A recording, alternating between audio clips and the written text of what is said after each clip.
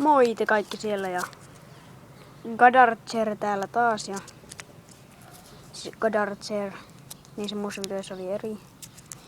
No niin, mutta jos jotkut luulee, että se oli eri käyttäjä se missä mä testailin näitä, niin se on oikeasti Gadarcher. Eli siis...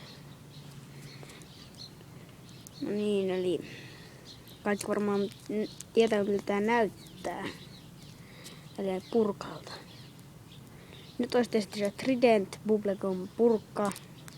Ja se on vissiin... Veikkaan, että se on piikki. Tattaraa, mikä muukaan. No, maistetaan.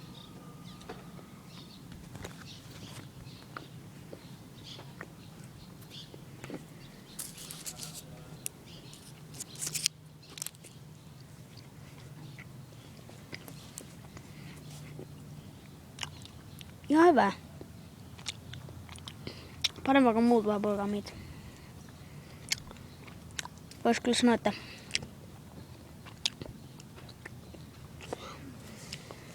mikä olisi? Olisi 4/5. Tää on 5/5 purkkaa.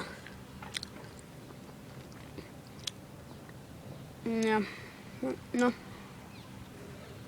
Seuraava tästä ei varmana ole kuule mitään purkasta. Se on sitten siitä vissiin jostakin.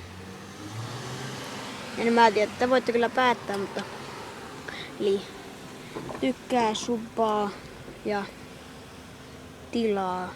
Ei siis ihan sama. Ja mitä muuta siellä on. Niin kommentoi, että mitä pitäisi seuraavaksi testata. Moikka!